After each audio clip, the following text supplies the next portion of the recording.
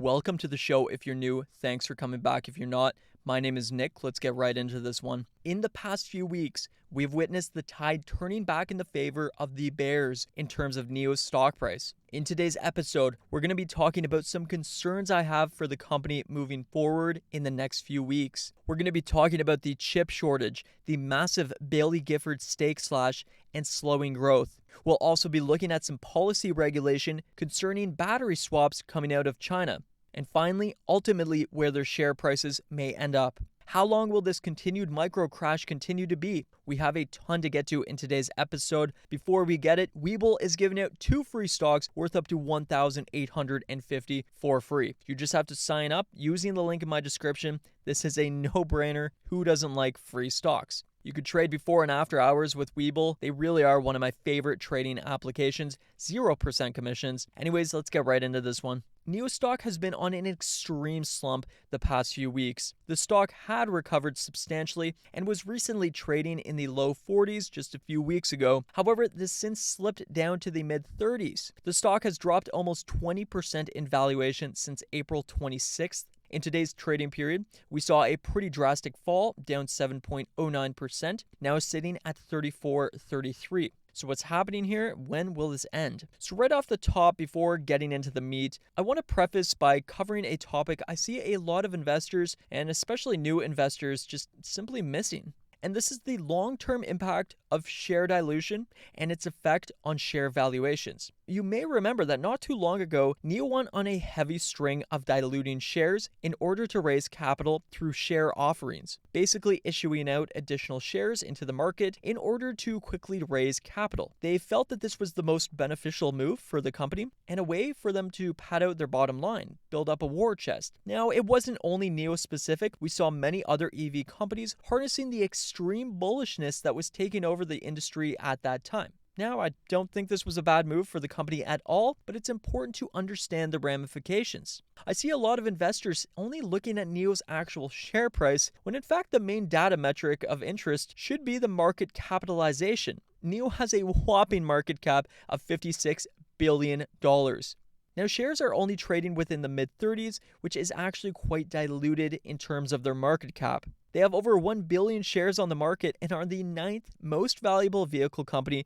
on the planet. And this is really important to understand. They are currently beating out huge name legacy companies with, one could say, much more solid balance sheets, creating profits, such as Honda, Volvo, Ferrari, and Ford. Now, many of these legacy brands have a substantial amount of debt, which is something to factor in. However, it's important to note just how valuable of a company NIO already is. Now, this is because investors are pricing in NIO's future potential success. And in terms of other EV companies, they are still dwarfed by the likes of Tesla, who has a mammoth market cap of over $600 billion. So we do know there is potentially tons more room to grow. I do personally think NIO will continue to grow, but it is important to understand that a lot of their future success is already priced into their share price. Now, getting into the actual topic, sorry that was a bit of a tangent, just some concerns I've seen of people just straight up shouting at NIO's share price to increase in valuation. Not quite how it works, kids.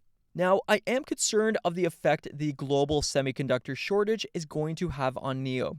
We're all probably more than aware now of the lasting effect that this semiconductor supply is having on the EV industry. There is a mass shortage of crucial chips, and NIO's product, being autonomous heavy, is therefore tech heavy and therefore chip heavy. Therefore, a chip shortage is exactly what they don't need. The company is guided for around 7,000 vehicles per month moving into the summer months, but Li Bin, NIO's CEO and founder, has gone on record stating that the problem is likely to get worse before it gets better. He has stated for investors to keep in check their expectations of what the company is going to be able to achieve in the short term. China's domestic production of semiconductors has also been drastically slowing as they are struggling to keep up with competitors like TSMC based in Taiwan. It's unlikely that China will be able to ramp up their production efforts to their intended sufficiency of 70% by the year 2025. This problem is likely to perpetuate. Now, it's worth noting that other vehicle companies are also substantially hindered by this problem. It's not like other companies are having an easier time sourcing chips. However, that being said, time is ticking away.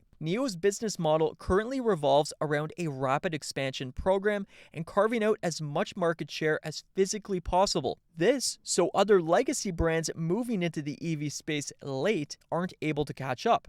The EV arena is becoming increasingly competitive every single day, and especially so in China. Now, NIO does have a nice lead on most of the other EV startups within China. However, this lag in delivery supply due to chip shortages is buying competing companies time to shift into the space itself. There have been reports that NIO may be able to mitigate this problem as the chip industry catches up to the demand, and this is likely going to occur, at least in some capacity, in Q3 of this year. However, with exponentially increasing EV demand, we may actually be far away from done with this issue. NIO is joining forces with the local Hefei government to build NIO Park, and spelled NEO, not NIO, which has the capacity of outputting 1.3 million vehicles per year. NIO is likely to only deliver around 95,000 vehicles this year, however, would be delivering drastically more if the chip shortage had not plagued their industry.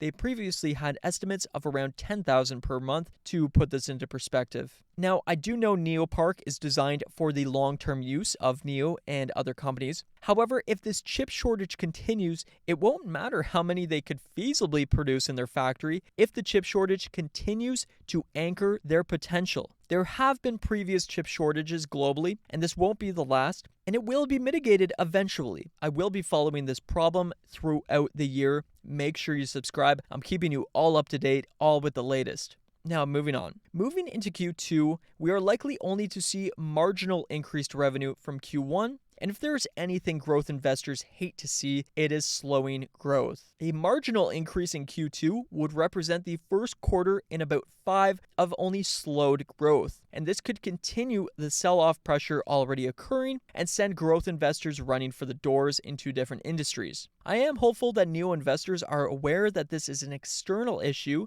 chip supply, but we'll have to see closer to the next earnings. Continuing on to institutional investors. Bailey Gifford, who previously held an absolute massive sum of NIO shares, recently sold off just under 16 million shares, 15.9, reducing its holding by 14% down to just now 7.12%. I do also think this is slightly playing into NIO's continued fall. We're now seeing institutional capital flow out of the EV sphere and into other realms. Again, not NIO specific, we also saw Billy Gifford make a massive exodus from Tesla. Now moving into some fresh news, hot off the press, and a bit more promising, hopefully. The Chinese government has put forth a battery swapping national standard set to go into effect on November 1st of this year. It's important to note that NIO was a part of the standard process. Now, this is officially the first mandatory standard governing the development of the battery swap model. There's two ways one could look at this. This could potentially weaken NIO's current exclusivity on the tech, with other competitors entering the battery swapping arena, or, and in my opinion, a bit more likely, could set NIO's current models as the national standard. In this case, companies could outfit their own EVs to be compatible with NIO's swapping stations. Other vehicle companies would effectively pay a percentage to NIO on every single battery swap. This is akin to how third-party chargers are currently generating revenue. This would be behemoth for the company, and I do think it's something that Li Bin and NIO management has been thinking of since their inception of the technology. The Chinese government is extremely bullish on the swapping technology, and they do have ties with NIO. They have stated 6 reasons for its continued favor over the plug-and-charge method.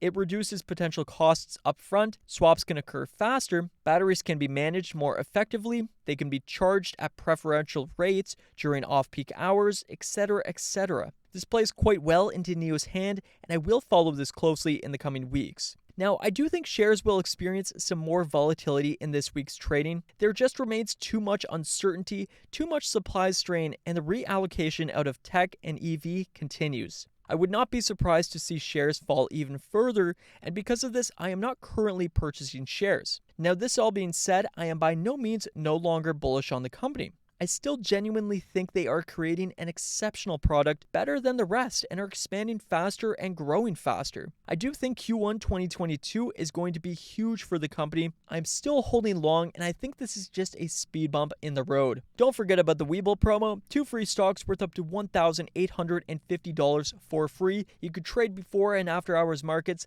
They are 0% commission. You really do not want to miss this offer. Anyways, everyone, I'll see you all in the next video. Take care, happy trading, cheers.